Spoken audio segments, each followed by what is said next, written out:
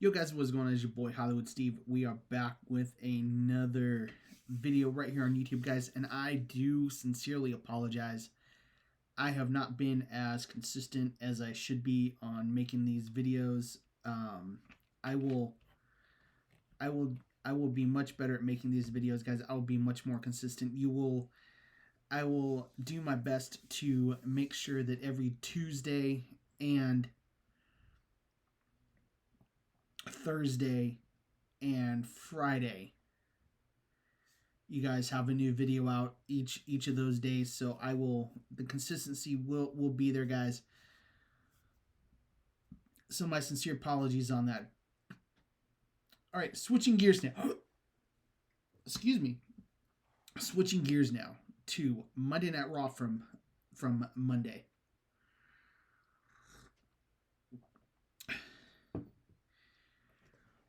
AJ Lee returned on Raw Monday. So, and Michael Cole and Corey Graves opened the show with announcing that Braun Breaker has injured himself working out. He suffered a hernia, which required immediate surgery. This could be career ending. I certainly hope not. They don't seem to think so. They think that he'll be back before in time for WrestleMania. So I hope so. I hope the best for Braun. And yeah, so he's out indefinitely. And then we had Becky Lynch open the show, and she was interrupted by the returning AJ Lee. She has finally made her return. She was out of action for a little while. She's back. She made her return. And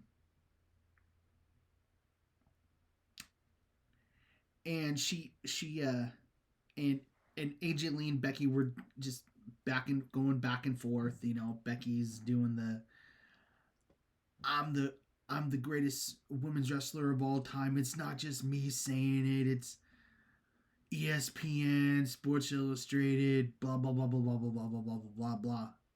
You know, she's and AJ's just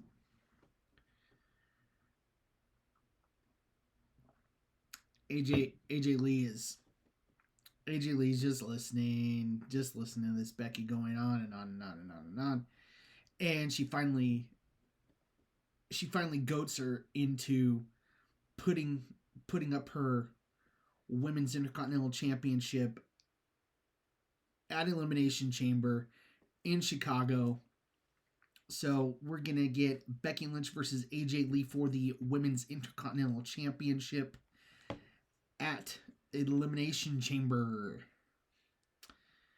And then we got the Usos. The Usos putting their tag titles on the line against Alpha Academy's Otis and Akira Tozawa. Now, I will say, I'm gonna say this. I was very excited for Akira Tozawa and Otis of the Alpha Academy getting an opportunity to go up against the Usos here for the tag titles for their tag champ for the world tag titles. I think it's so well deserved for Otis and Tozawa. You know, Otis kind of gets a. I think Otis kind of gets a not a bad rap, but Otis kind of gets, he's labeled as the comedy, you know, not really comedy guy, but he's just labeled kind of as the goofy guy, you know, and him and Tozawa, and that's kind of what and that's kind of what Alpha Academy has kind of just become. Alpha Academy's just kind of become a shell of itself. They were good with Chad Gable and Ivy Nile. It was good, but then they just kind of flattened out, and they just kind of been really flat, you know, for however long. They've just been really flat without the without Chad Gable, without Ivy Nile, without the Creed brothers. And so I was really happy for Otis and Tozawa to kind of get this little push and get a chance to go up against the Usos. So diving in a little bit into the match, Tozawa hit a nice DDT and spiked Jay right on top of his head, which that looked painful. That hurt. And then we had Jimmy barely kicking out at out of a seated senton by Tozawa, and then with and then the Usos hit a huge 1D to on Otis to retain. I could not believe they picked up Otis. I was like, whoa, what? They hit Otis at the 1D. The Usos retain, and at the end of the match, I thought it was a great acknowledgement of respect, great sign of just acknowledging that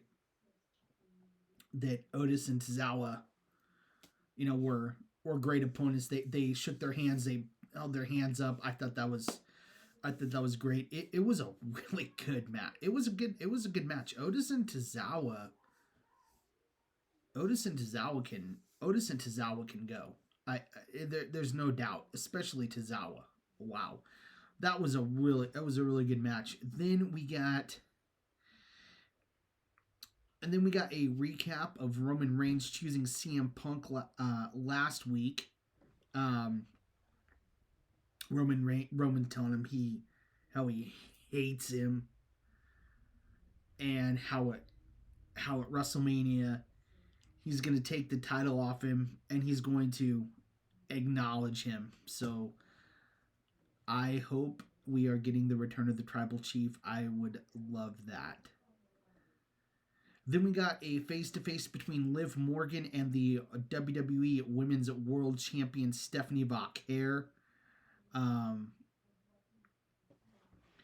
And Liv just talked.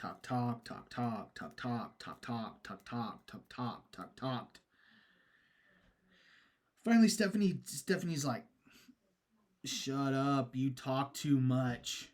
And Dom started cutting the promo in Spanish, and Liv's doing her jumping around thing. She's like, yeah, whatever Daddy Dom says, and it just, I was like, this is so tired. I was talking to my son about this, and I told him, I am so tired. I'm to the point where I am just so tired of the Judgment Day act. I am so tired of Liv Morgan. She's just like that little. She's just like that little annoying little like pest, like that just won't. Her laugh just it's starting to really annoy me. Really annoy me. I'm like, can we just stop already? Can we just disband the Judgment Day already and let everybody go off on their own? Please let everybody go off on their own. I am to that point where I am just so done with the Judgment Day. So done with the Judgment Day. I've been done with the Judgment Day for the last the last year. I'm just like, they keep showing signs of them splitting, of them disbanding. They keep showing signs of tension within the Judgment Day, but yet they don't follow up on the story. They follow up on the story. line. Please. Just get rid, just disband Judgment Day. Get everybody on their own. They don't need each other anymore. This group just, oh my gosh. This group has been going since Adam Copeland / Edge started it. And it needs to end. It's just like to the point where it needs to end. They need to just disband it. It's just, especially Liv. Liv is, like I said, mostly it's Liv. She's really starting to get on my nerves. But anyway, I digress. Then we go into the Women's Elimination Chamber qualifying match between Lyra Valkyria and one half of the Women's Tag Team Champions, Rhea Ripley. And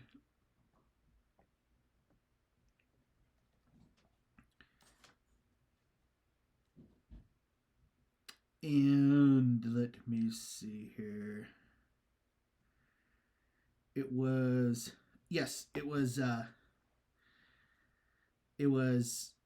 Rhea Ripley, Ivy Nile, and it was Rhea Ripley, Ivy Nile, and Lyra Valkyria, and yeah, between Lyra Valkyria, Ivy Nile, and one half of the Women's Tag Team Champions, Rhea Ripley. Rhea hits the Riptide on Valkyria after an incredible match, especially Ivy Nile. I was so impressed by Ivy Nile. I mean, I already knew that Ivy Nile could go. I mean, she doesn't have the moniker of the pit bull for nothing. She can go, man. She can go. And let me tell you, she was something here. She was something. And she really showed off what she can do. And I hope that creative really looked at that, because that is someone who I think can really do well. She's a great singles competitor. She's really good. She's short. She's strong. I mean, it was incredible the stuff she was doing. She really showed off, and I loved it. She looked really good in this match. Then we got the segment with the Judgment Day backstage and an exchange between Finn and Dom. Dom pretty much told Finn, don't worry about CM Punk. You don't need the title. JD's gonna come back. You guys go after the tag titles, and everything will be okay in Judgment Day, because we're a family. We're your family. Everything's gonna be okay. And Finn was like, I don't know, Dom. I need this, and walked away. And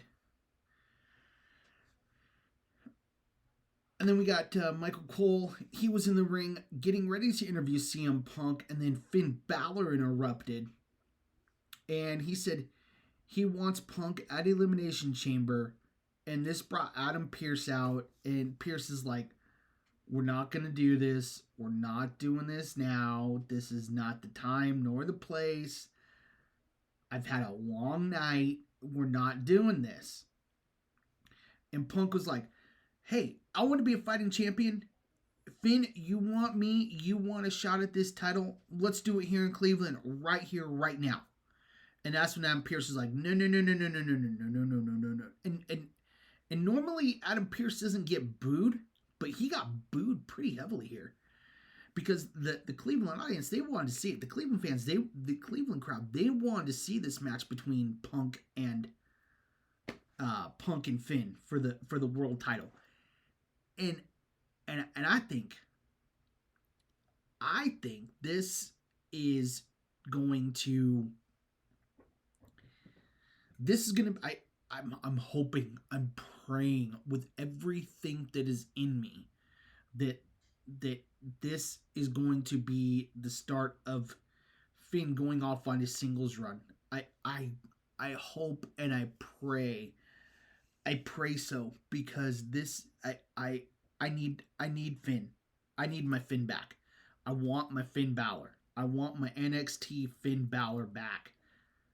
Not this hokey, not this hokey Finn Balor. I want my Finn Balor back. I want my NXT champion Finn Balor. That's the Finn Balor that I want.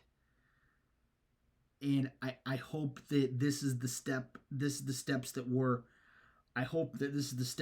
taking to get to that point.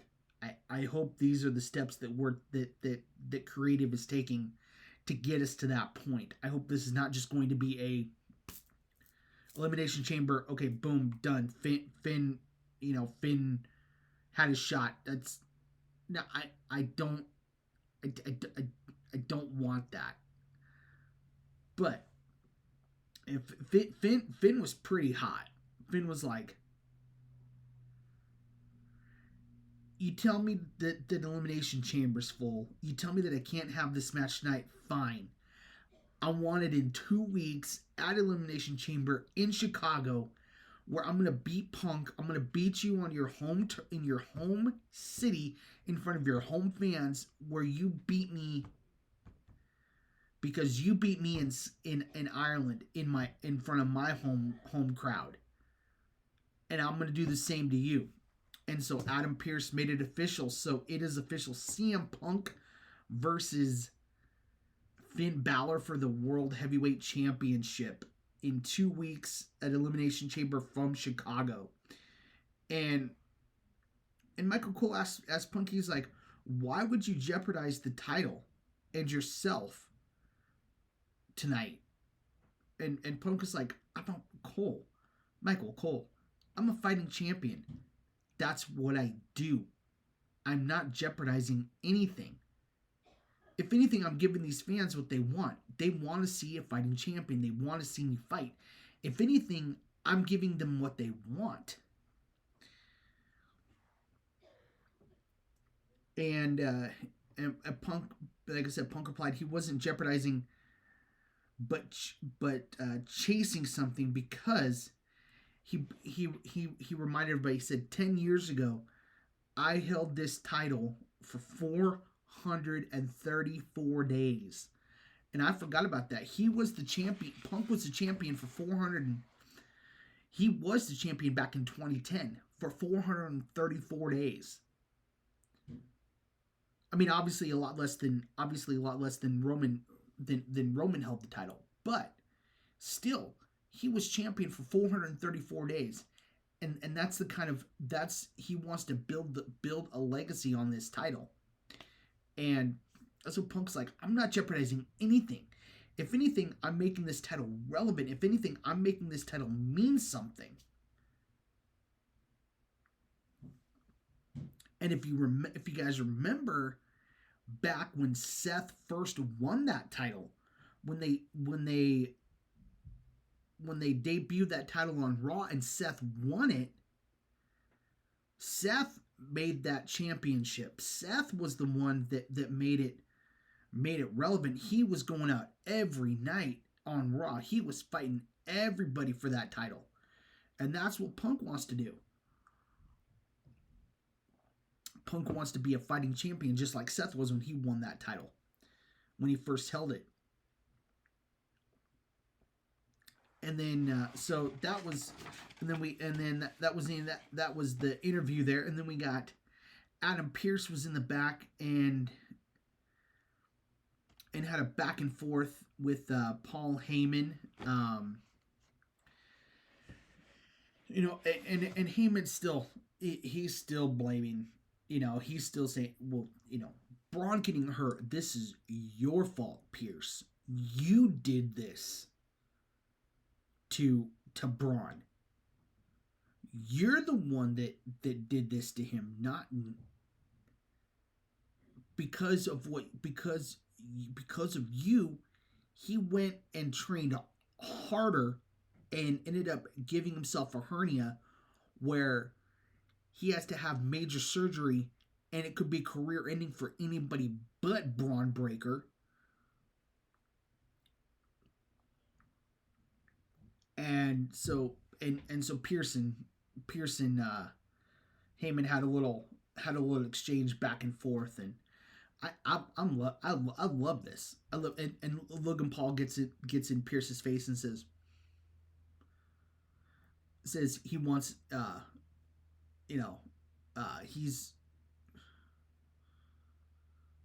he's kind of like the face of Cleveland, and he's do we got a problem? Because we'll go. And Bronson Reed steps in and is like, don't worry about it. Don't worry. He's my problem. And so I just on the Vision, I don't know that they are visionless really right now. After Seth got hurt, after they lost Seth to injury, and then Braun, because Seth got hurt, and then it was supposed to be Braun was supposed to be the one that was going to take over, and they did something like that. It looked like Braun was going to take over the Vision. It looked like Braun was going to step up and be the new leader. Well, they kind of buried that, and with Austin Theory now being part of the Vision, Logan Paul now in the Vision, and I don't know. I truly, honestly don't have a inkling's clue as to what the Vision is. Who are they? What are we doing with the Vision creatively? There's doesn't seem that there is any creative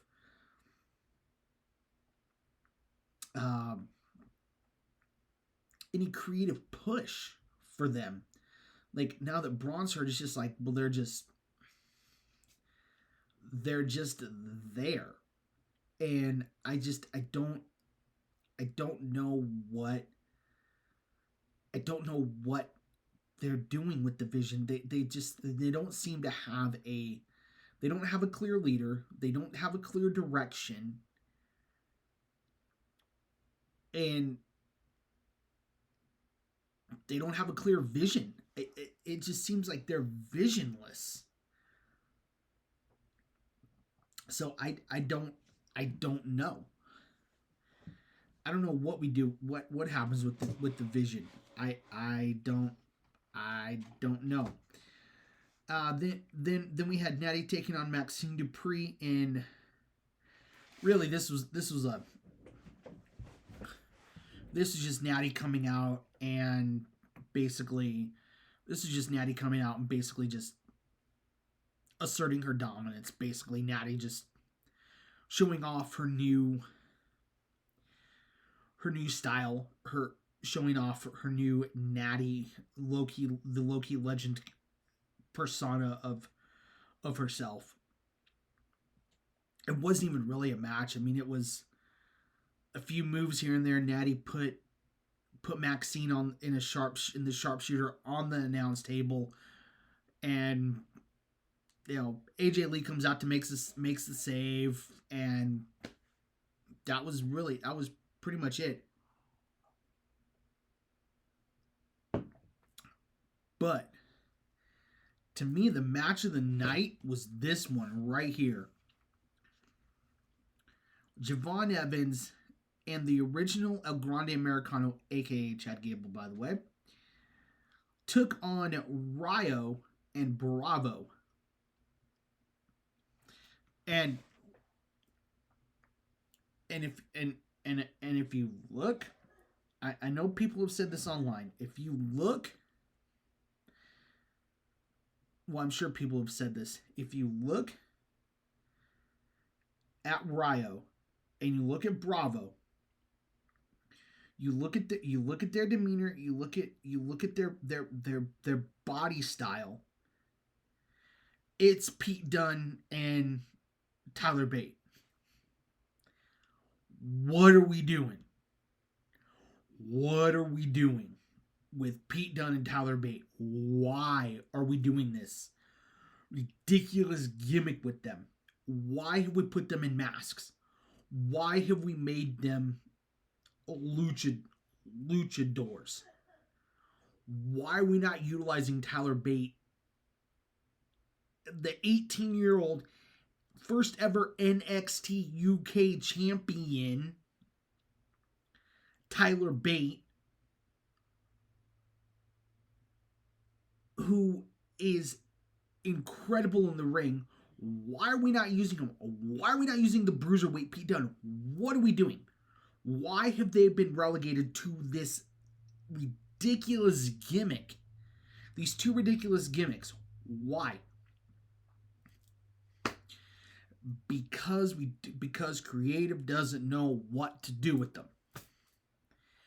If anybody should know about what to do with Tyler Bate and Pete Dunne, it should be Triple H. They were under his tutelage in NXT. So what are we doing, WWE? What are we doing? And just look at if you don't believe me, just look at their style. Look at their demeanor. Look at how look at how Bravo carries himself. Look at how Ryo carries himself. Just look. It's Tyler Bate and it's Pete Dunne. You just look at how they carry themselves. It's all you have to do is look at how they carry themselves. It's Tyler Bate and Pete Dunne.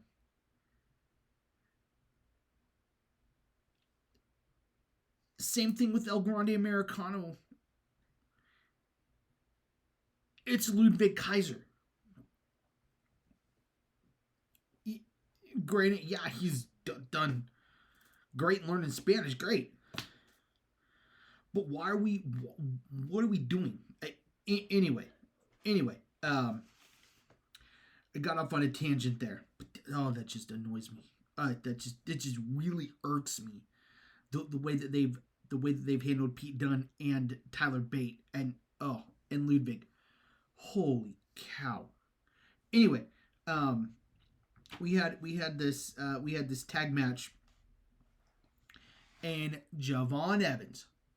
Oh my lord. This dude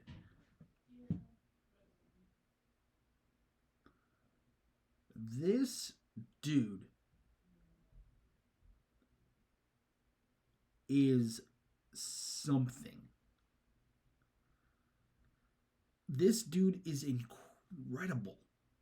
If you haven't watched Javon Evans, go watch his stuff in NXT. Oh my gosh. This guy is incredible. He hits a mid-air OG cutter. He's across the other side of the ring. Okay? He's on the other turnbuckle. It was either Bravo or Ryo. I can't remember which one was going for a dive or something, or a crossbody. Javon Evans leaps off the top rope, times it perfectly, mid-air, catches him, drops him with a cutter. Incredible. Absolutely incredible. And Javon Evans and El Grande Americano pick up the win. So it's going to be WrestleMania. I'm putting it out there. I'm putting it out there in the wrestling universe. Wrestling universe.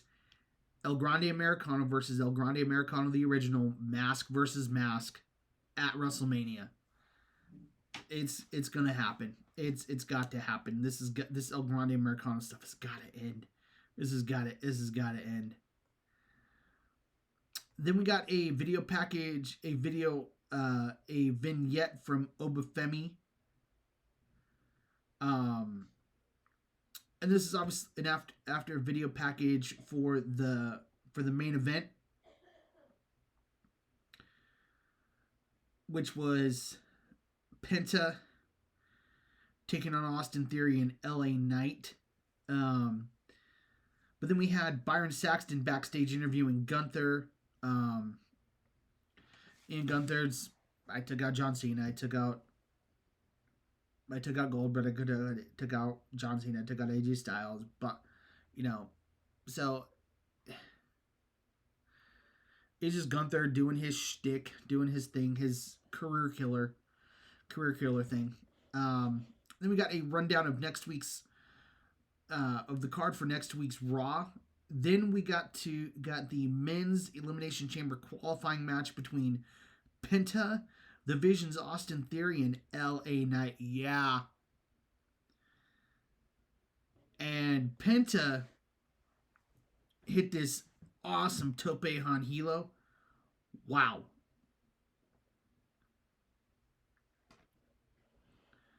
And now Adam Pearce had said to the Vision earlier in the night, had said to Logan Paul and Bronson Reed, don't interfere. Don't interfere. And then that's when Logan Paul got in his face and said, and what are you going to do about it if we do? What are you going to do? If we do, what are you going to do about it? And so they came down, they interfered.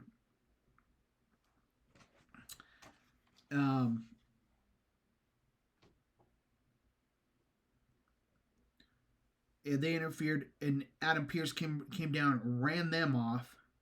And then we get then again the masked man shows up. Who is this masked guy? Who is this masked man? It's Seth. I'm pretty confident. I am pretty confident in saying that it is Seth Rollins. I can pretty much with pretty good certainty say that it's Seth. Because if he's not ready to come back, this is something that he can be doing. This is something that he can be doing to lead up to him returning. Either at Elimination Chamber or at WrestleMania. This is something that he can be doing that. But it's Seth. He hits a super kick on Theory and hits Theory with the stomp. Logan Paul ran after the Masked Man, ran him off after the Masked Man threw Theory back in the ring. LA Knight hits the BFT on Theory and punches his ticket to Elimination Chamber along with the Viper Randy Orton. So that, boys and girls, was Monday Night Raw. And a bit okay episode. This was okay. I mean, it didn't. Again, I wasn't blown away by it. Nothing really made me jump out of my seat and go, holy crap, what is this? Raw has just kind of been meh, like lackluster. Again, I mean, it's not been horrible. It's not been horrible, but a lot of this has been around the Vision, focused around the Vision. A lot of it's been focused around that, which I get, which is obvious, but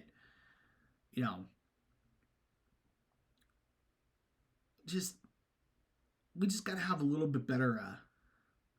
We just gotta have a little bit better product on Monday Night Raw. Monday Night Raw's got to be a little better. I mean, SmackDown is absolutely killing it right now. Absolutely killing it. And I can't say enough about SmackDown.